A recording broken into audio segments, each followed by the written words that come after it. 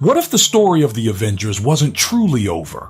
What if the heroes we thought we lost were never meant to disappear forever, but instead to return, not in glory, but in desperation, in the moment of Earth's darkest hour? Imagine this. Wanda Maximoff, torn between grief and rage, clawing her way back from oblivion. Tony Stark, the man who gave everything, somehow walking again among the living. Natasha Romanoff, who fell in sacrifice, given one final chance to make it all mean something. And the young Steve Rogers, the version of Captain America who went back in time to restore the stones, suddenly forced to confront the greatest trial of his life, one that even he was not prepared for. But the question we must ask, the one at the heart of this theory, isn't just about heroes returning. It's about why they return. And the answer may not be because of hope. It may not be because of destiny. It may be because something so powerful, so destructive, rises to the surface that not even King the Conqueror, not even the He who remains, who stands outside time itself, can control it. This, my friends, is where Dr. Doom enters the story. And that's where our journey begins today. Because in the shadows of the multiverse saga, behind the chessboard of Kang and the TVA, lies another figure, silent, brilliant, patient, Doom. A man who has no interest in conquest for its own sake, no blind hunger like Thanos, no sprawling empire like Kang. Doom's war is different. Doom's war is personal. And if our theory is correct, Avengers Doomsday will not just be about heroes saving the world. It will be about the world ending and starting again, with Doom standing as its god. But the greatest twist of all, the one Marvel hasn't dared to tell us yet, is that our fallen Avengers will be brought back not by choice, not by destiny, but by necessity. Because in this war, the only chance the multiverse had is with them. Now let's step into the story. Let's unfold Act 1, the beginning of this impossible return. It starts not with Doom, not even with Kang, but with Wanda, the Scarlet Witch. Last we saw her, buried under the collapse of Mount Wundagore, a flicker of red chaos magic hinting that perhaps she wasn't gone at all. But here's the thing about Wanda. She is tethered to reality in a way no other Avenger is. The Darkhold corrupted her, yes, but it also awakened something that cannot be destroyed by rubble or stone. Wanda's very essence is tied to the raw current of the multiverse. In every reality where Wanda exists, there's an echo of her grief, her desire, her rage. And so when reality itself begins to fray, when timelines crash into each other under the weight of incursions, it is Wanda who feels it first. She awakens in silence. Not in her own world, but in a broken echo of it. A reality devoured by incursion.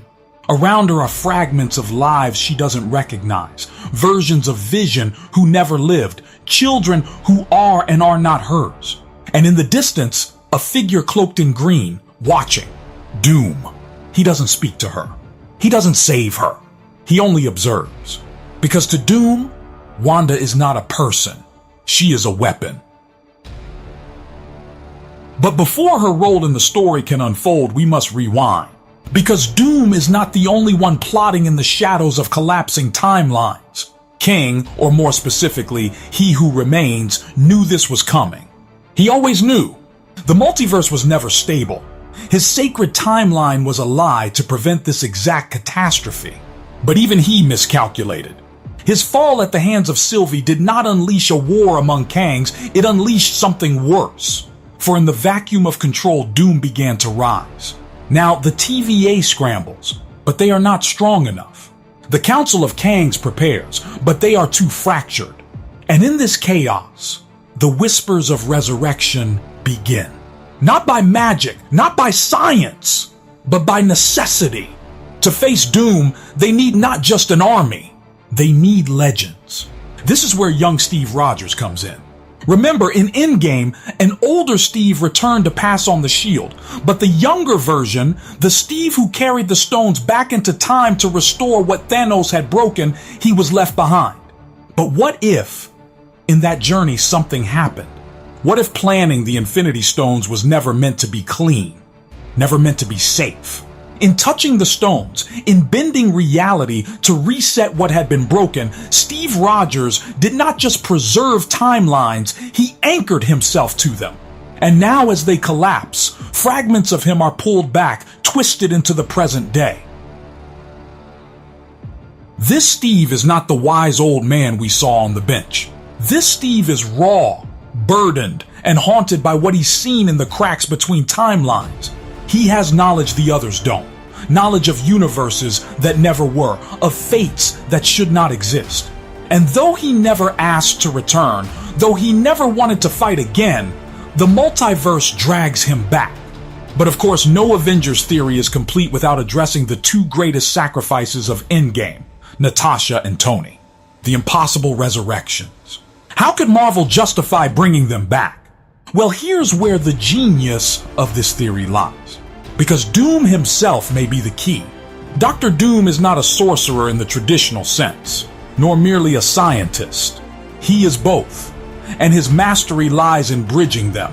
In the comics, Doom constructs a device that allows him to steal power from the beyond, even from the Beyonders themselves. What if, in the MCU, Doom's obsession with chaos magic, multiversal fragments, and science allows him to reach into the Soul Stone itself? Remember, Natasha's soul was claimed, and Tony's life was exchanged in a cosmic balance. These are not simple deaths. These are anchor points in the universe. And Doom, searching for weapons against Kang, learns how to extract them, not to save them, but to enslave them. So imagine this, the Avengers do not return to the world as triumphant heroes. They return as Doom's prisoners, ripped from the very fabric of sacrifice itself. Wanda broken but alive. Steve fragmented but unwilling. Natasha pulled from the Soul Stone's curse. And Tony resurrected not as the savior, but as the key to Doom's plan. Because if the multiverse is collapsing and Doom wishes to rule what remains, then Iron Man, the man who once snapped the gauntlet and rewrote fate, may be the only one who can rebuild it again. But Tony Stark is no one's puppet. Even if Doom drags him back, even if his body and soul are bent by science beyond comprehension, Tony Stark will fight. And that fight against Doom, against fate itself, is where our theory truly begins to burn. Now, as Act 1 builds, the Avengers are not yet united. They are scattered echoes, pieces pulled together by powers greater than themselves. Wanda is lost in incursions. Steve is stranded between collapsing timelines. Natasha wakes to the horror of realizing her sacrifice has been undone. And Tony opens his eyes not in his world, not even in his body as he knew it, but in a chamber forged by Doom. Yet something else is brewing in the shadows. Kang, or rather Kangs. The Council sees Doom's rise and panics, because Doom is not one of them. Doom is not bound by their rules, not fractured into infinite cells. He is singular. He is terrifying. And in their panic, they make a mistake. They unleash war too early. Timelines crash faster. Incursions multiply. And in this chaos, Doom laughs. Because this is exactly what he wanted. A battlefield where only the strongest, the most cunning, can survive. And that is where Act 1 closes, not with triumph, not with unity, but with fragmentation. The Avengers are alive again, but not yet heroes. Doom holds the pieces of their fates in his hands. Kang prepares his armies, desperate to hold his empire. And the multiverse itself teeters on the edge of annihilation. What none of them know, not Doom, not Kang, not even the Avengers themselves, is that their return was never about saving the multiverse. It was about ending it. And the real war hasn't even begun. The cracks in the multiverse are no longer subtle. They are roaring, tearing entire realities apart like pages from a book set aflame. As Act 2 begins, the Avengers are struggling not only with the external threat, but with the internal turbulence of their own returns. Wanda, Tony, Natasha, and Steve are alive, but none of them are whole. Not in the way that the world remembers them, and not in the way they remember themselves. Each carries fragments of realities that never existed, memories of sacrifices that may or may not have been their own. And Doom. Doom thrives in that confusion. It is said in the comics that Dr. Doom, in Secret Wars 2015, transcended mortality to become the God Emperor of Battleworld. He stitched together fragments of collapsed realities, taking what he wanted and bending it to his singular vision. Now imagine a similar path in the MCU. Doom has no intention of ruling as a simple monarch. He sees himself as the architect of existence, and like the God Emperor, he intends to remake the multiverse according to his perfection. But perfection, in Doom's vision, is tyrannical, cold, and absolute. The Avengers are not just enemies, they are anomalies in the universe he wishes to reshape. Every hero returned from death, every timeline preserved by Steve Rogers, every ounce of chaos magic Wanda wields is a flaw in his design. And Doom is patient. Unlike Thanos, who attacked with brute force, Doom is strategic, almost surgical. He doesn't need to immediately annihilate the Avengers. He needs to destabilize them, to pull at their weaknesses, and to manipulate their very existence to serve his endgame. Tony Stark, alive again but still tethered to the trauma of the snap, is Doom's first target. Doom knows the mind of a genius, and he knows that Tony's greatest fear is losing control, losing what he has built.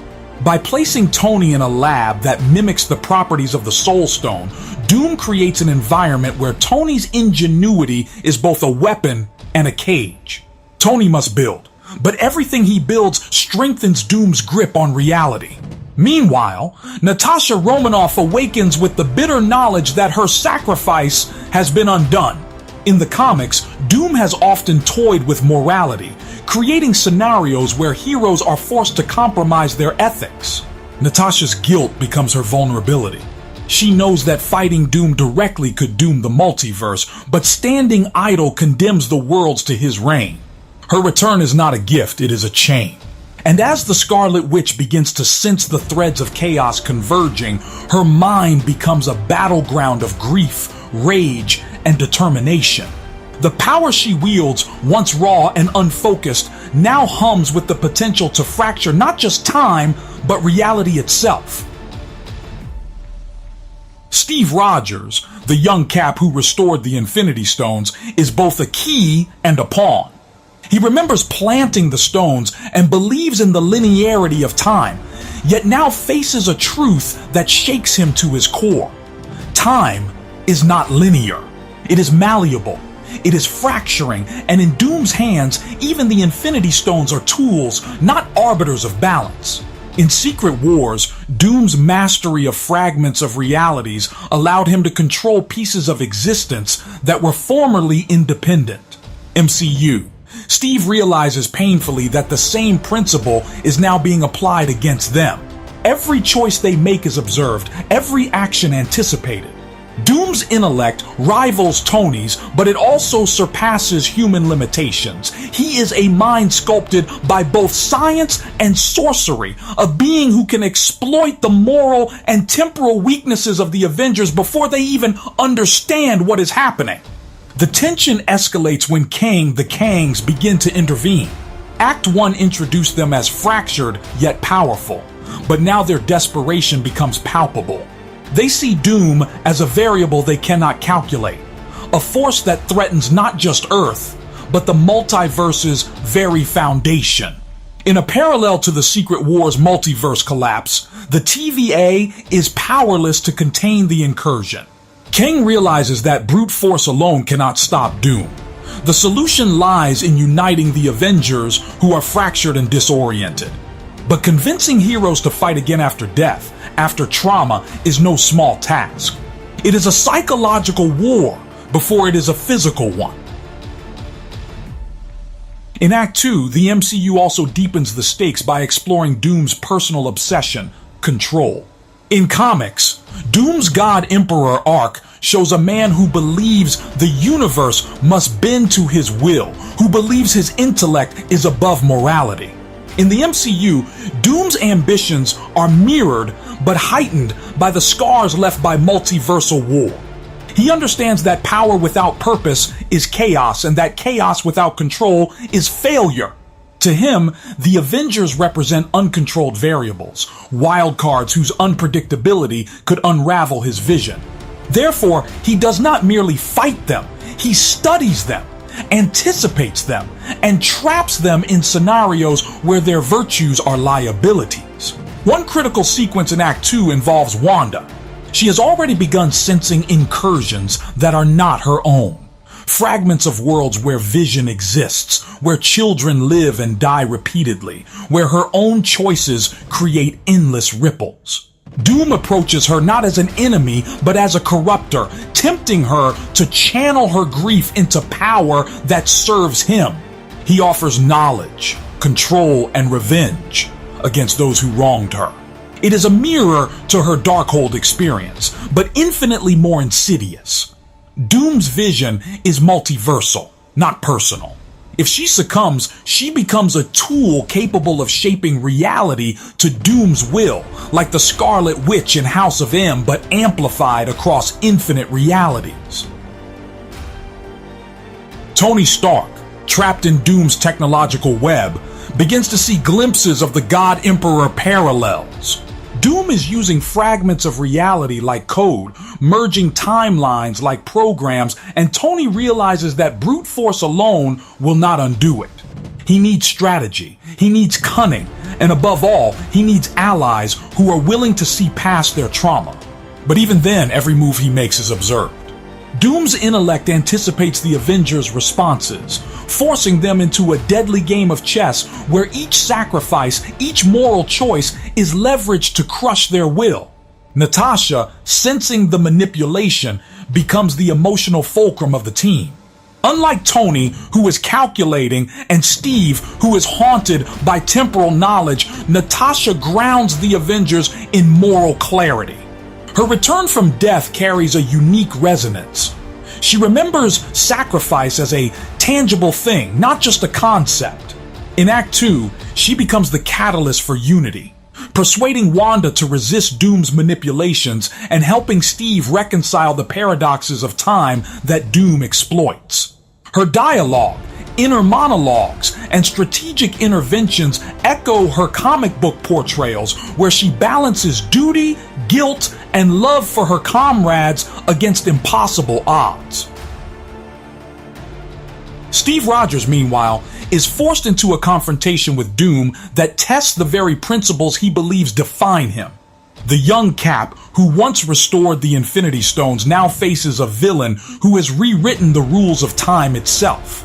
Doom can manipulate past, present, and future simultaneously. Steve must act with foresight, not reaction. Yet his knowledge of timelines creates moral quandaries.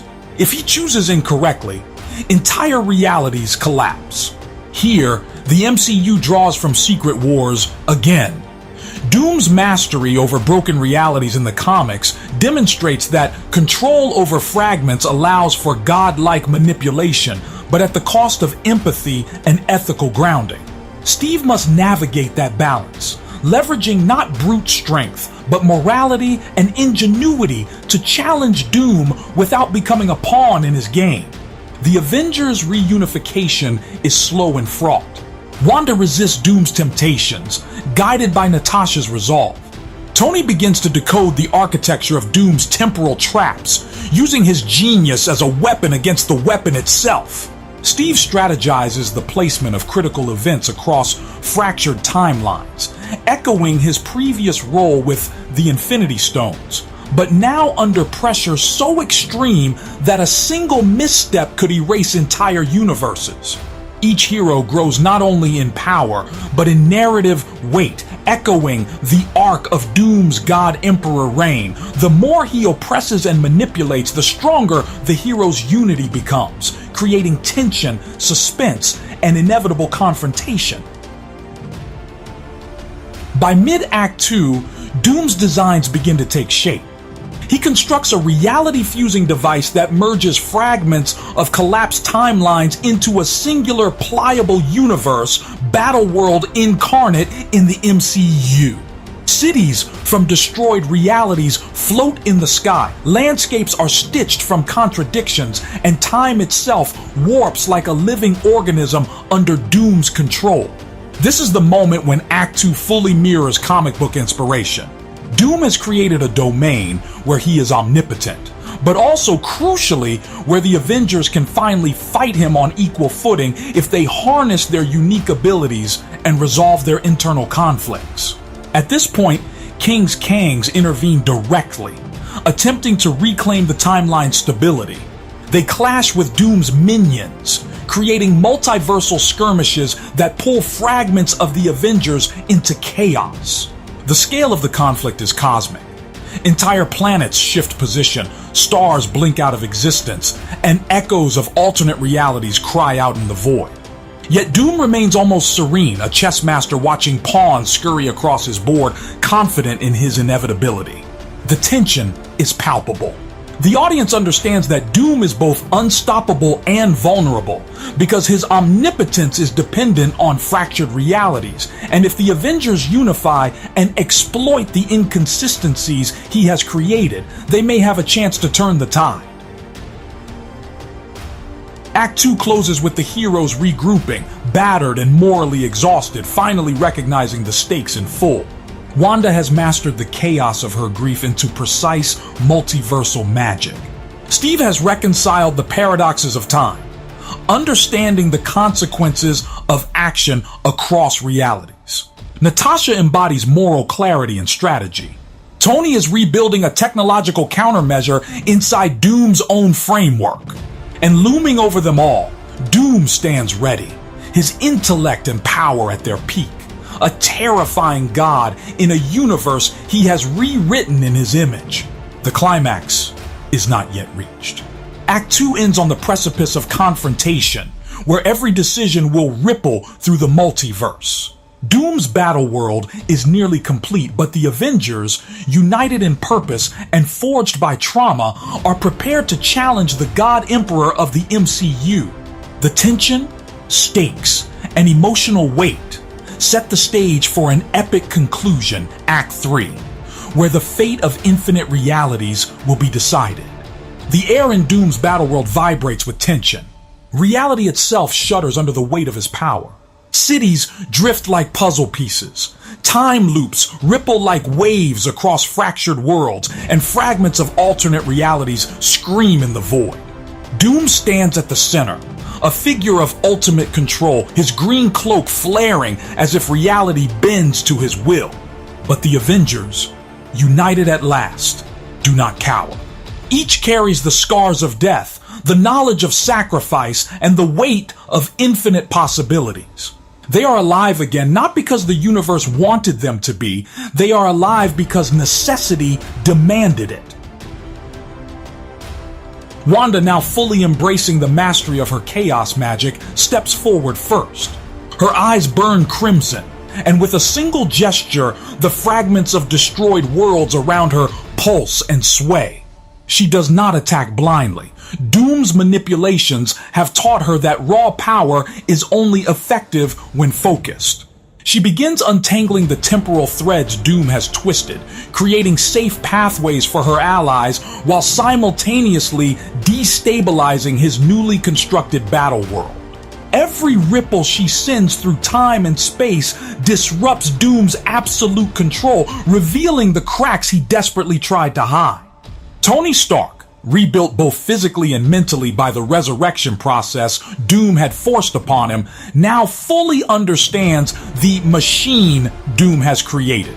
His mind races at a pace Doom himself might envy, identifying patterns, calculating odds, and crafting a weapon capable of exploiting the subtle inconsistencies in Doom's godlike design.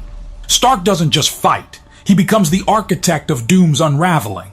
Using a combination of nanotechnology, repurposed Infinity Stone fragments, and a genius that thrives under pressure, he builds a device to harness the chaos Wanda has channeled, amplifying it against Doom. Each pulse of energy threatens to tear Battleworld apart, forcing Doom to divert attention, exposing his vulnerabilities. Steve Rogers, the young Cap who once placed the Infinity Stones in their rightful timelines, navigates the labyrinth of fractured realities like a master strategist. Every pocket universe Doom has created is a battlefield, every alternate version of himself a potential ally or threat. Steve guides the Avengers through impossible paradoxes, ensuring that no hero is trapped permanently in Doom's collapsing vision.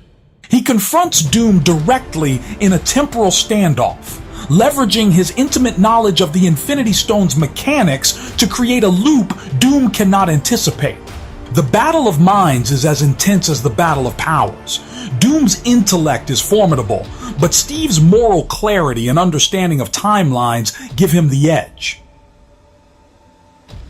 Natasha Romanoff, the heart and moral compass of the team, strikes when Doom's attention is divided.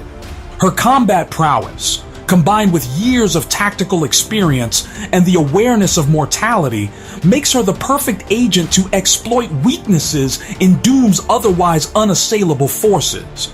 Unlike brute strength or raw magic, Natasha's power lies in her ability to anticipate, manipulate, and inspire.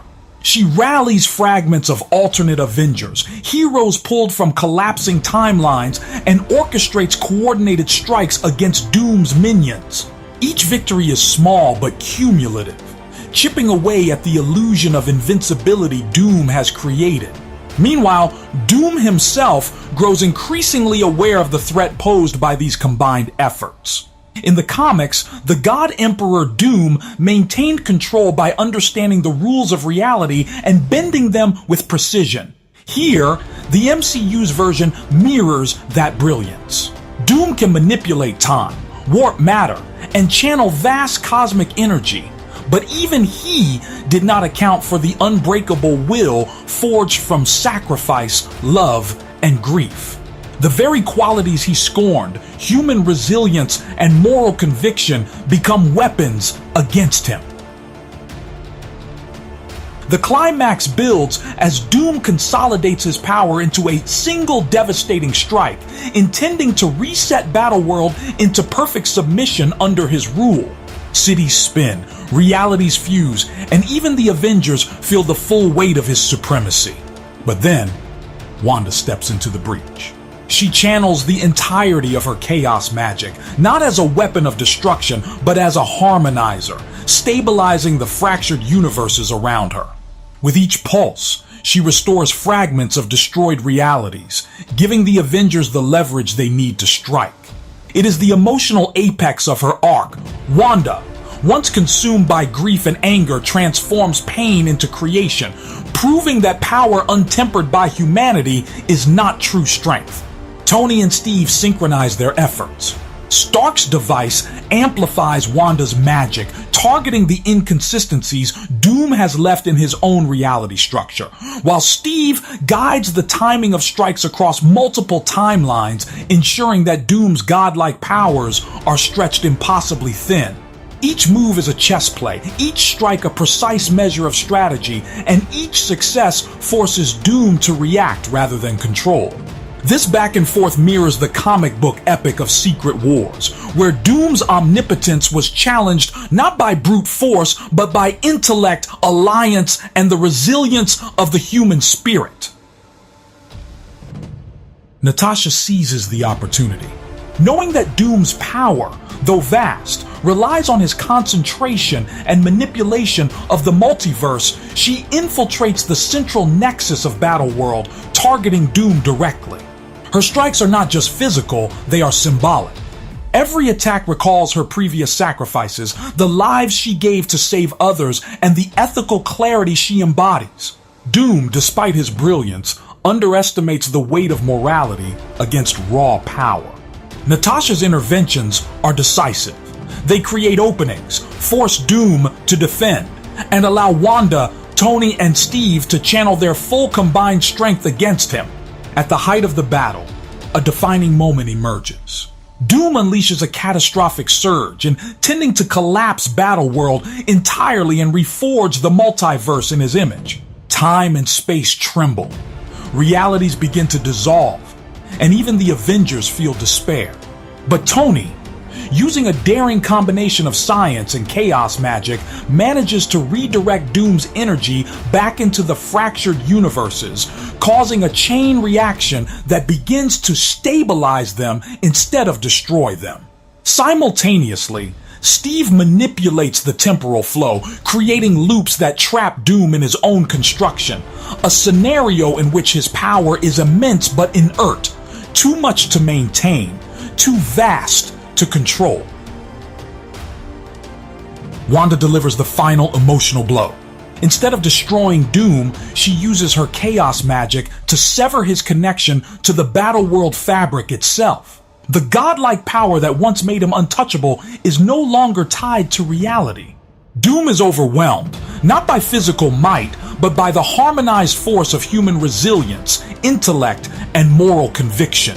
In a moment, reminiscent of Doom's own self-reflections in the comics, he realizes that perfection is an illusion, and that the very qualities he scorned are the keys to true balance. The aftermath is striking. Battleworld dissolves, the multiverse stabilizes, and the Avengers, battered but triumphant, stand amidst the remnants of fractured realities. Tony, Natasha, Steve, and Wanda have not only survived but have redefined the limits of heroism. The young Steve Rogers finally completes his temporal journey, placing the Infinity Stones in their rightful places with precision that ensures balance. Wanda, free from the manipulations that threatened her, begins the delicate work of healing broken realities. Natasha, having reconciled her resurrection with her past sacrifices, walks forward as both warrior and moral guide. And Tony Stark, once again, embodies genius tempered by humility. Knowing that the universe is fragile, but that hope remains a constant force. In the final moments, King and the remaining Kangs acknowledge the resilience of the Avengers. Even the most calculating conquerors understand that some forces cannot be controlled, only respected. The multiverse, though scarred, endures, not because of omnipotence, not because of dominion, but because of the courage, intellect, and moral clarity of a few extraordinary individuals. As the heroes regroup, the audience sees the humanity behind their triumph. No dramatic fanfare is necessary. Their journey, their losses, and their unwavering resolve speak louder than words. This is the culmination of years of sacrifice, struggle, and courage. The Avengers are not just survivors. They are symbols that even against the mightiest forces, hope, unity, and perseverance can prevail. And then, in the quiet aftermath, the narrative acknowledges its real-world audience. If you enjoyed this theory and want to support more epic storytelling like this, a soft voice urges, hit like, subscribe, and share. Your support helps us craft even more adventures like this. You can even contribute directly with a $25 super. Thanks to help us bring these stories to life. The story closes not with a final battle cry, but with the subtle reassurance that the heroes endure, the multiverse endures, and the possibilities are infinite. Wanda looks to the horizon. Steve returns the Infinity Stones to their timelines. Natasha walks away with a sense of fulfilled purpose, and Tony smiles, knowing the universe is not perfect, but it is alive, and it is worth protecting. Avengers Doomsday ends with the quiet resonance of triumph, tempered by sacrifice, a cinematic culmination worthy of the saga, a universe restored, a villain vanquished, and heroes forever defined by the courage to rise even when death and despair sought to claim them.